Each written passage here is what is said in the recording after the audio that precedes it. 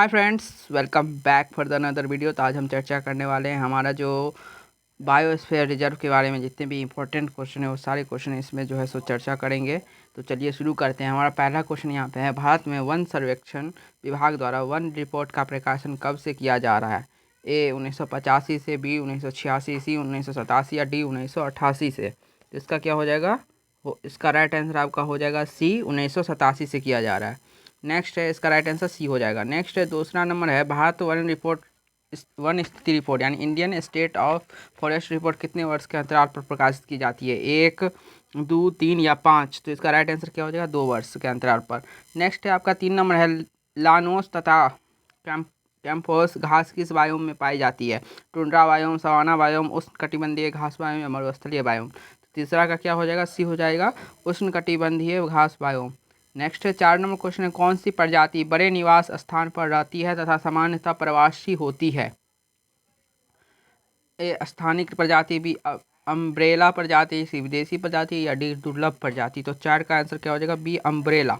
इसका हो जाएगा अम्ब्रेला प्रजाति। नेक्स्ट है 5 नंबर है, प्राकृतिक वनस्पति का सर्वाधिक विकसित क्षेत्र कौन सा है? टेगा वन, सवाना वन, पतझड़ वन या मरुस्थल वन। तो प्राकृतिक वनस्पति का सर्वाधिक विकसित क्षेत्र, इसका क्या हो जाएगा? पतझड़ वन।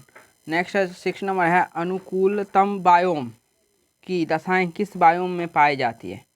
टुंड्रा बायोम, मरुस्थलीय बायोम, आयनवर्ती सदाबहार वर्षा वन बायोम या घास घास जो है सो बायोम। तो इसका क्या राइट आंसर हो जाएगा?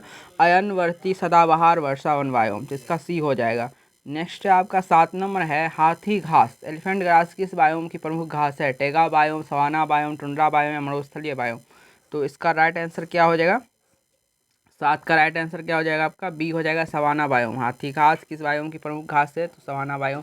नेक्स्ट है 8 नंबर है, किसी भी बायोम में प्राणियों का जीवन, उनकी क्रियाशीलता की तीव्रता तथा संख्या किस पर निर्भर करती है? तापमान पर, वर्षा पर या भोजन पर या संरचनात्मक सकल बायोमास एवं जातियों के संगठन पर। तो 8 का राइट आंसर क्या हो जाएगा आपका?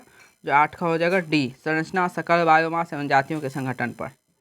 नेक्स्ट 9 नंबर है, विश्व के किस बायोम को प्रमुख अन्न भंडार तथा दूध व्यवसाय का केंद्र कहा जाता है? सवाना बायोम, शीतोष्ण घास biome, tundra biome, Tega biome. तो विश्व में किस बायोम को प्रमुख अन्न भंडार तथा दुग्ध व्यवसाय का केंद्र कहा जाता है? तो 9 का राइट आंसर क्या हो जाएगा? शीतोष्ण घास बायोम को।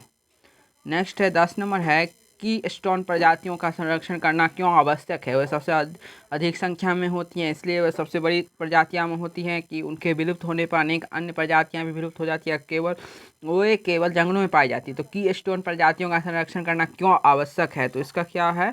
10 का सी हो जाएगा, उनके विलुप्त होने पर अनेक अन्य प्रजातियां विलुप्त हो जाएगी। इसका सी हो जाएगा। नेक्स्ट 11 नंबर है, पौधों की जाति उनकी संरचना एवं वृद्धि किस पर निर्भर करती है? तापमान पर, वर्षा पर, मिट्टी पर या पर्यावरण के भौतिक एवं जैविक कारकों के अंतर संबंध पर। तो 11 का राइट आंसर क्या हो जाएगा? डी, पर्यावरण के भौतिक एवं जैविक कारकों के अंतर संबंध पर। 12 नंबर है, पर्णपाती वन किस प्रकार के वायु में पाए जाते हैं? सवाना वन बायोम, मानसून वन बायोम, टेगा वन बायोम या टुंड्रा वन बायोम। तो 12 का राइट आंसर क्या हो जाएगा? बी, मानसून वन बायोम में। नेक्स्ट है, दो भिन्न पारिस्थितिक तंत्रों के मध्य स्थित संक्रमण मंडल का क्या कहलाता है? संक्रमण मंडल क्या कहलाता है? इकोसिस्टम, इकोटोन, बायोस्फीयर या बायोम। तो दो भिन्न पारिस्थितिक तंत्रों के मध्य स्थित संक्रमण मंडल, तो इसका जो है राइट आंसर क्या हो जाएगा? क्या कहलाता है? तो इकोटोन कहलाता है। 13 का बी हो जाएगा। नेक्स्ट है 14 नंबर है, सर्वप्रथम पारिस्थितिक स्तूप की परिकल्पना किसने की थी? ओडम, टांसले, चार्ल्स एल्टन या लिंडमैन। तो सर्वप्रथम पारिस्थितिक स्तूप की परिकल्पना, तो 14 का क्या हो जाएगा? सी, चार्ल्स एल्टन ने की थी।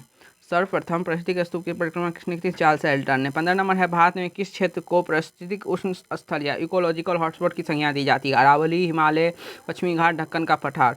तो भारत के किस क्षेत्र में पारिस्थितिक उष्ण स्थल को इकोलॉजिकल हॉटस्पॉट कहा जाता है? तो इसका क्या हो जाएगा? पश्चिमी घाट का।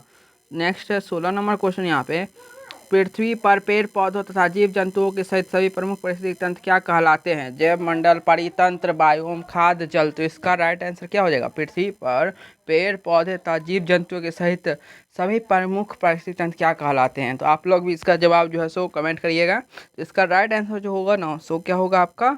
सी हो जाएगा, बायोम। पृथ्वी पर पेड़ पौधा जीव मंडल सहित सभी प्रमुख पारिस्थितिक तंत्र क्या कहलाते हैं? तो बायोम कहलाते हैं। नेक्स्ट है 17 नंबर है, जो पृथ्वी पर सबसे बड़ा बायोम कौन सा है? मत्स्यीय बायोम, टुंड्रा बायोम, जलीय बायोम तो घास बायोम। तो इसका 17 का क्या हो जाएगा? सी हो जाएगा, जलीय बायोम। नेक्स्ट 18 नंबर है सबसे कम जैव विविधता तथा जैव भार वाला बायोम कौन सा है? तो 18 का राइट आंसर क्या हो जाएगा? तो 18 का राइट आंसर क्या हो जाएगा? सवाना बायोम या टुंड्रा बायोम या जलीय बायोम या मानसूनी बायोम। तो सबसे कम जैव विविधता तथा जैव भार वाला बायोम कौन सा है? तो टुंड्रा बायोम है।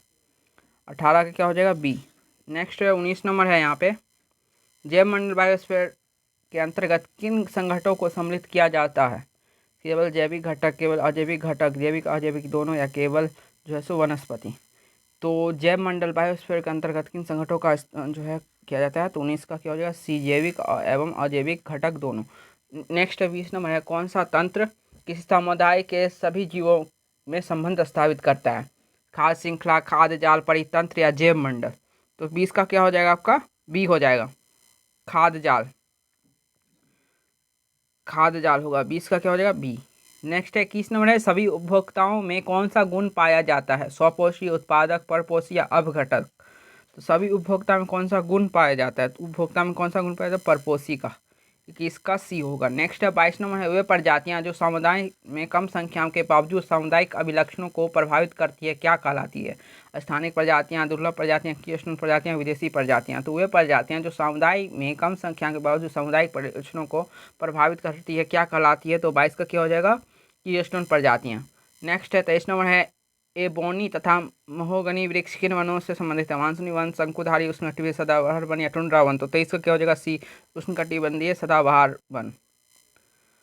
साल, सागौन तथा शीशम किस बायोम के वृक्ष हैं? टुंड्रा बायोम, मानसूनी वन बायोम, शंकुधारी बायोम, सवाना बायोम। तो साल, सागौन और शीशम, उसका क्या हो जाएगा? मानसूनी वन बायोम में। बी होगा इसका राइट आंसर। 25 नंबर है, किस बायोम की भूमि अम्लीयता अल्प खनिज वाली होती है? मानसूनी, घास, शंकुधारी और मस्तलीय वायु। तो इस किस वायु की भूमि अम्लीयता अल्प खनिज वाली होती है? तो 25 का क्या हो जाएगा? सी, शंकुधारी वन की। 26 नंबर है, विषुवत रेखा से ध्रुवों की ओर जाने पर पारिस्थितिक उत्पादन का क्या प्रभाव पड़ता है? लगातार बढ़ता है, लगातार घटता है, पहले घटता है फिर बढ़ता है, पहले बढ़ता है फिर घटता है। तो विषुवत रेखा के ध्रुवों की ओर जाने पर पारिस्थितिक उत्पादन क्या प्रभाव पड़ता है? तो 26 के क्या हो जाएगा? पहले बढ़ता है फिर घटता है। रेखा से ध्रुवों की ओर जाने पर पारिस्थितिक जो उत्पादन है वो पहले बढ़ता है फिर घटता है। किस बायोम में सबसे कम तापांतर पाया जाता है? टुंड्रा बायोम, विषुवतीय सदाबहार वर्षा वन बायोम, स्थलीय बायोम, घास बायोम। तो 27 का क्या होगा? इसका आंसर बी हो जाएगा, विषुवतीय सदा वर्षा वन बायोम।